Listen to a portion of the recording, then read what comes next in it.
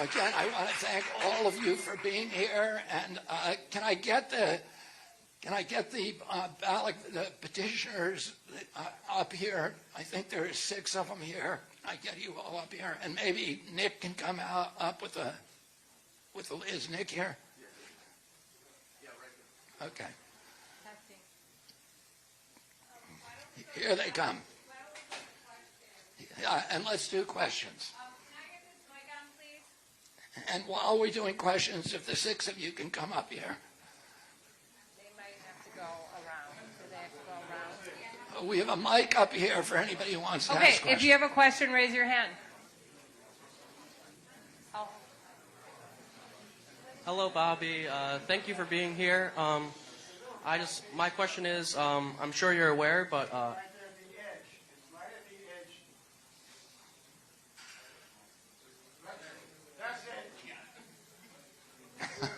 All right, here we go. anywho, antibiotic resistance is a growing issue in the United States. Pharmaceutical companies are corrupt, and they're essentially unwilling to develop any new antibiotics because it doesn't profit them. So when you become elected president, what are you going to do to keep the antibiotics being effective in the future? That's been a concern. The question is about antibiotic resistance. It's been something I've been speaking out against for many, many years, and probably the worst contributor to antibiotic resistance is the use in CAFOs, in concentrated animal feeding operations, of subtherapeutic antibiotics. And what the farm industry, industrial farming, factory farming has learned is that if you give animals subtherapeutic antibiotics, in other words, under the therapeutic level, it kills certain fauna in their stomach. That affects their digestion, and it makes them gain weight very, very fast. So there's this practice of giving commonly prescribed antibiotics in subtherapeutic levels to farm animals in concentrations. Now, if you wanted to do the worst thing imaginable in terms of breeding antibiotic superbugs, that would be it, because you've got a lot of crowded animals in one place in filthy conditions where they're surrounded by sewage, which are breeding vectors for new types of bacteria. And you're exposing the bacteria to low enough levels that they can adapt and develop superbugs.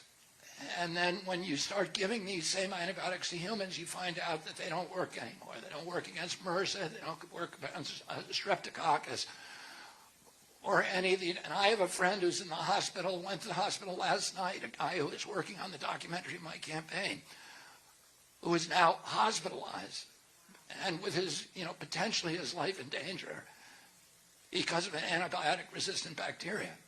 And, it's insane what we're doing. It should be illegal, and I will do everything I can to make sure that that is regulated and becomes illegal.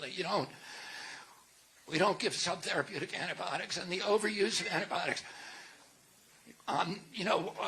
We overuse it for everything, for earaches, for kids, for all of these things. What we find is that the kids who are exposed to it are less healthy over the long term. And our bodies are meant to be exposed to illnesses and germs and then to recover, and that actually fortifies and strengthens our immune system. We need science-based medicine. We need evidence-based medicine. And instead of medical policies that are designed to advance the profits of the pharmaceutical industry, which is what we have now. Okay, next question here. Can you guys all kind of stand up here so everybody can see you? And Nick, will you introduce everybody?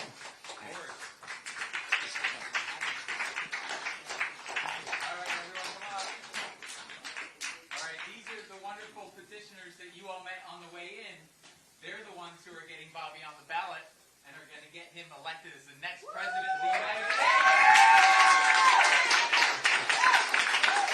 I want to give a shout out to every one of these people, and I want to encourage every one of you to join the team, because we're going to need 10 times as many people as you see here in every state. So how many of you are ready to join? Put your hand out. Yeah! That's what I'm talking about.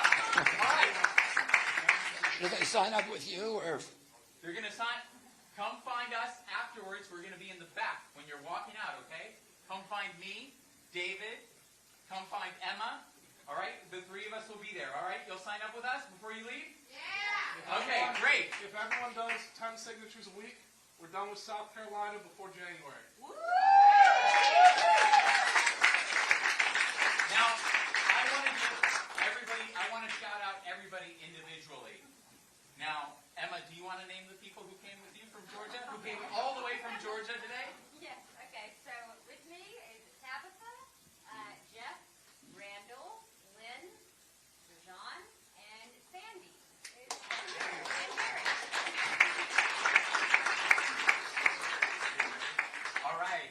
And you guys, anybody else who we haven't introduced, do you want to just say your name? Yes, I'm Henry Harrison Clark, and I represent Charleston and Dorchester counties. All right. Is that everybody? Sam! Sam. I'm Megan. All right. All right. Thank you so much, everyone. We'll find you at the back of the event. And Karen right here in South Carolina.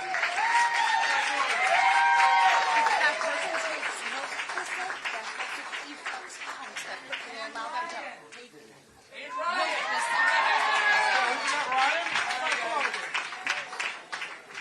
All right, guys, we're heading out. Find us in the back. Okay, Stephanie, can we have do time some for more a few more questions? questions and then selfies.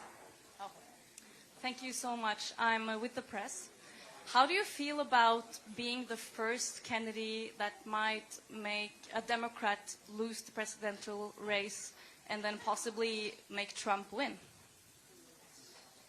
I don't know. I intend to win myself.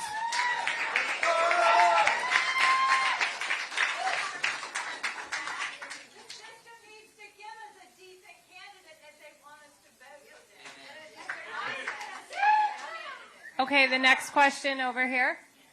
So you touched on the tragedies of all these mountains in West Virginia being blown up for coal, poisoning the water, which is one of the most horrible things I can imagine. So my question is, how do you feel about nuclear energy? What I always say about nuke is that I'm all for it if they can make it safe and if they can make it cost effective. I'm for free markets. And right now, it doesn't meet either of those metrics, and I'll just explain, very briefly why. The cost of a nuclear power plant, the cost of a solar plant in this country today, and I helped build the two biggest, largest nuclear or solar power plants in this country.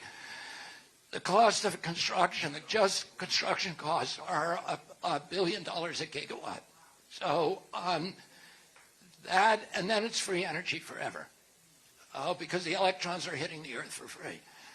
The cost of building a nuclear power plant is about $14 billion a gigawatt. Oh, you can make energy by burning prime rib if you wanted. Well, why wouldn't you use the cheapest way to do it? And, they have to make it safe, and right now, it's not. And it's not me saying it's not safe. It's the insurance industry. There's not a single nuclear power plant in this country that can get an insurance policy or anywhere in the world. The insurance industry has said to them, these are people in black ties on Wall Street from AIG, Lloyd's of London, who said, we're not going to write you a policy because you're too dangerous to insure.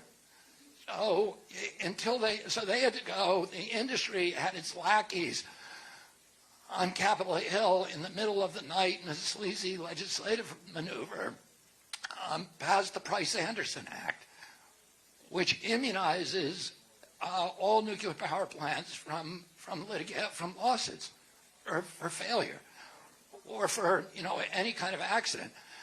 So my home, I'm a homeowner. My home has, on the small print of my insurance policy, It says this does not insure you against radiation contamination from a nuclear power plant, either accidental or deliberate.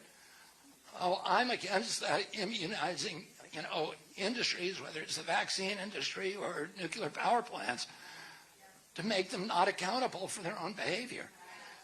Oh, and by the way, there's not a single utility that will construct a nuclear power plant unless 100% of the costs are shouldered by the taxpayer. So you're building it. They aren't. They are not going to risk their own money on it. Then the operations, there's operation maintenance outages all the time. And they then have they have to get the uranium, which is very expensive, and it has to be mined. And then they have to store their waste for 30,000 years, which is 5 times the length of recorded human history.